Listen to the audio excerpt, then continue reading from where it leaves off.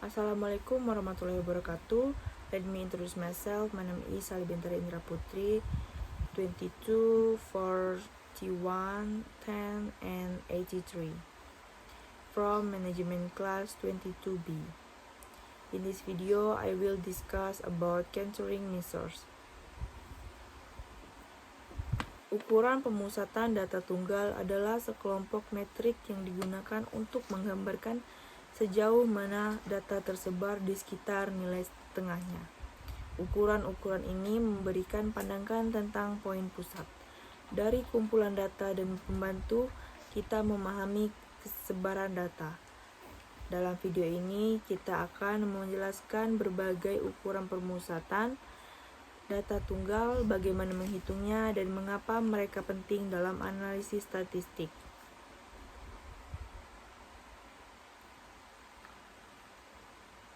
Dalam statistik, ada beberapa ukuran pemusatan data tunggal yang umumnya digunakan. Yang pertama yaitu mean atau rata-rata. Rata-rata adalah ukuran pemusatan data yang paling umum. Ini ditemukan dengan menjumlahkan semua nilai dalam kumpulan data dan kemudian membaginya dengan jumlah total data. Rata-rata adalah nilai tengah yang mewakili data secara keseluruhan. Cara menghitung rata-rata yaitu dengan rumus mean sama dengan jumlah X dibagi dengan N, di mana jumlah X adalah jumlah semua nilai dalam data dan N adalah jumlah data. Yang kedua ada median. Median adalah nilai yang terletak di tengah data setelah diurutkan. Ini adalah ukuran yang lebih tahan terhadap outlier daripada rata-rata. Yang berarti bahwa satu atau beberapa nilai yang ekstrem tidak akan mempengaruhi median secara signifikan. Untuk menghitung median yaitu dengan mengurutkan data dalam urutan yang meningkat dan ambil nilai yang terletak di tengah. Jika ada jumlah data yang ganjil, maka median adalah nilai yang tepat di tengah. Jika jumlah data genap, maka median adalah rata-rata dari dua nilai tengah.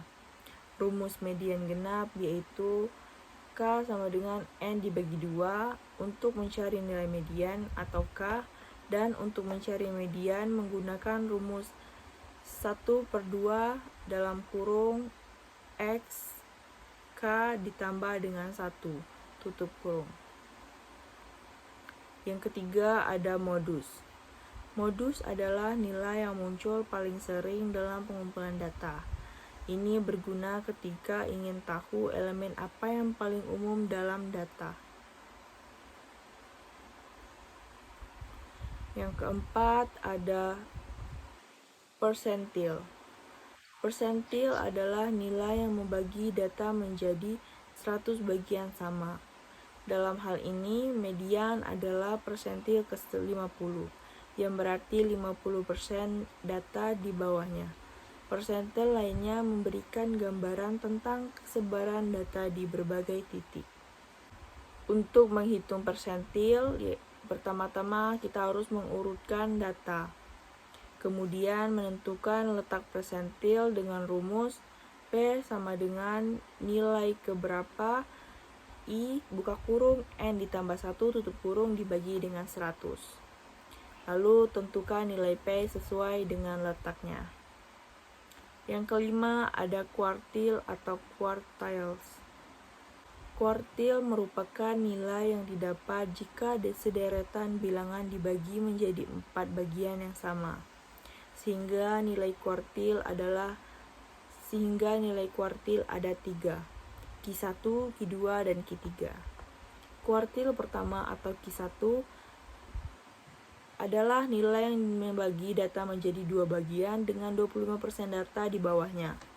Kuartil ketiga atau Q3 adalah nilai yang membagi data menjadi 2 bagian dengan 75% data di bawahnya. Kuartil kedua adalah median. Cara menghitung kuartil itu dengan yang pertama, data diurutkan terlebih dahulu. Yang kedua, menentukan letak kuartil dengan rumus Q sama dengan nilai kuartil keberapa dan I buka kurung N tambah 1 dibagi dengan 4. Lalu tentukan nilai Q sesuai dengan letaknya. Dan yang terakhir ada desil. Desil merupakan nilai yang didapat jika sederetan bilangan dibagi menjadi 10 bagian yang sama, sehingga nilai desil ada 9. Cara menghitung desil yaitu dengan mengurutkan data terlebih dahulu, kemudian menentukan letak desil dengan rumus D sama dengan nilai keberapa. Lalu tentukan nilai D sesuai dengan letaknya. Pentingnya ukuran pemusatan data tunggal. Ukuran pemusatan data tunggal adalah alat penting dalam analisis statistik, dan mereka memberikan wawasan yang berharga tentang data. Berikut adalah beberapa alasan mengapa ukuran-ukuran ini penting. Yang pertama yaitu karena memberikan gambaran data. Ukuran-ukuran ini memberikan gambaran tentang data dan membantu kita memahami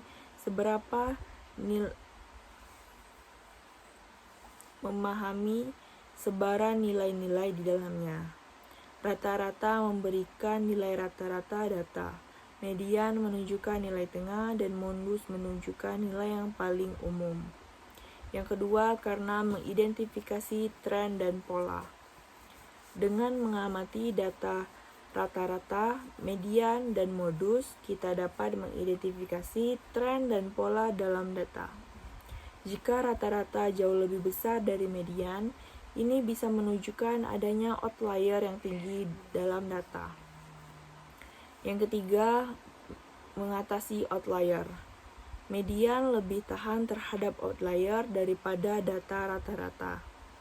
Oleh karena itu, dalam situasi di mana data mengandung outlier yang signifikan, median mungkin lebih relevan untuk menggambarkan nilai pusat.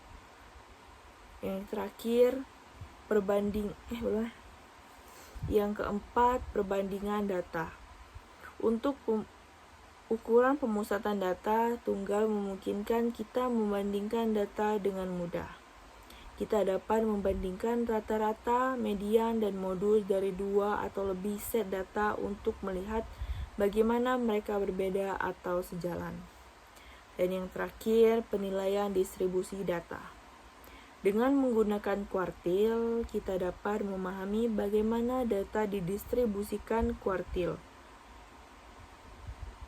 Kuartil pertama dan ketiga memberikan informasi tentang sebaran data di antara kuartil tersebut. Kesimpulannya, ukuran pemusatan data tunggal adalah alat penting dalam statistik yang membantu kita dalam memahami sebaran data. Mereka memberikan gambaran tentang nilai tengah dan pola dalam rata, serta memungkinkan kita membandingkan data dengan mudah.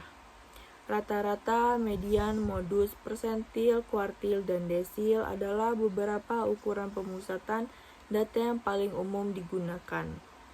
Memahami cara menghitung dan menginterpretasikan ukuran-ukuran ini adalah keterampilan penting dalam analisis statistik dan pengambilan keputusan. Okay, that's all the discussion from me.